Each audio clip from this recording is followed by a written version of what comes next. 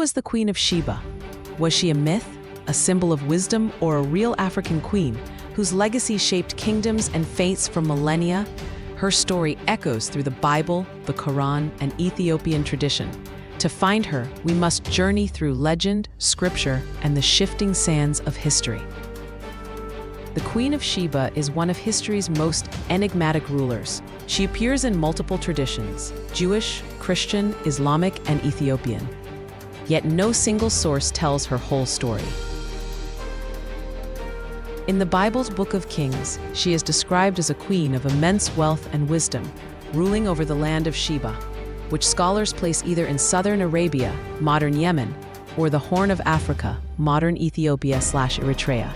She travels to Jerusalem after hearing of King Solomon's wisdom, bringing camels laden with gold, spices, and precious stones. Testing him with riddles, she leaves impressed and gifts him lavish treasures. The Quran also tells her story, calling her Bilqis. In this account, she is a queen whose people worship the sun. When she learns of Solomon's God, she submits to the faith, blending power with piety. But in Ethiopian tradition, the story takes on even greater significance. The Kebra Nagast, the Glory of Kings, claims that the Queen of Sheba, known in Ge'ez as Makeda, bore Solomon's child. That child, Menelik I, became the first emperor of Ethiopia and carried with him the Ark of the Covenant, bringing it to Aksum, where it is believed to rest to this day. Thus, the Queen of Sheba is not just a visitor to Solomon. She is the mother of a dynasty, the ancestress of Ethiopia's emperors, and the living link between Africa and Israel. Imagine the desert winds sweeping across Arabia as a royal caravan sets forth, camels burdened with treasures, soldiers marching, and at the heart of it, a queen unlike any other.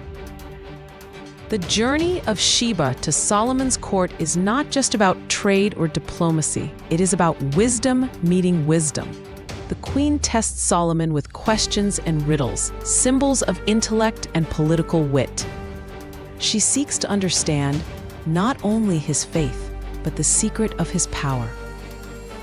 The meeting of Solomon and Sheba is described in grand tones. In one tradition, Solomon introduces her to the God of Israel. In Ethiopian lore, their meeting is more personal, leading to a union that would bind Ethiopia forever to the line of David.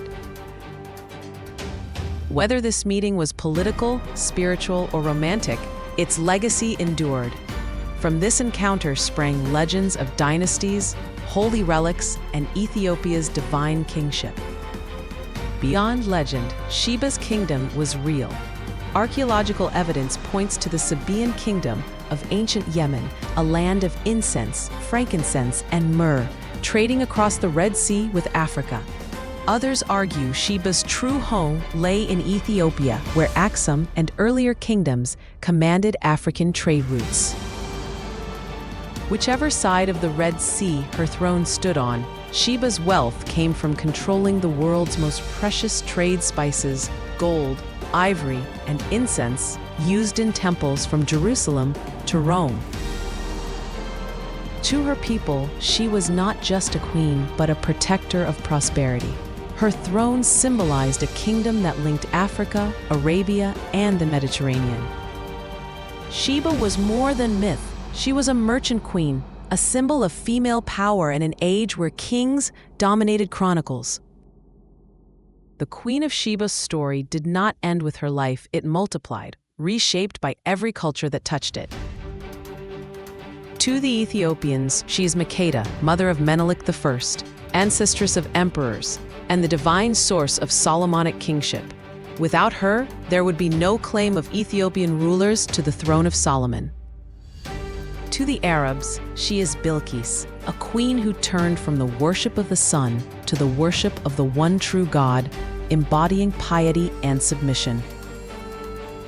To the West, she is a mysterious queen of beauty and wisdom, celebrated in art, opera, and literature. Renaissance painters, Baroque composers, and even modern films have kept her alive. To women in history, she is a symbol of female leadership, intelligence, and influence, proof that queens could stand equal to kings. Even today, the Queen of Sheba's name lives on. Ethiopian traditions still claim the ark rests in Aksum. Yemenis point to the ruins of the Sabaean temples at Marib as her homeland. Rastafarians see her as the root of Haile Selassie's Solomonic bloodline. Her legacy is not bound to one place or one faith. It is universal, stretching from the Bible to the Qur'an, from Ethiopia to Arabia, from myth to memory. The Queen of Sheba walked out of legend and into history, a woman whose wealth rivaled kings, whose wisdom matched Solomon's, and whose legacy shaped nations. Whether she ruled from Arabia or Africa, whether she bore Solomon's child or simply tested his wisdom, her name still echoes after 3,000 years. She is not only a queen of the past, she is a symbol of the eternal, a reminder that legends, once told, never truly die.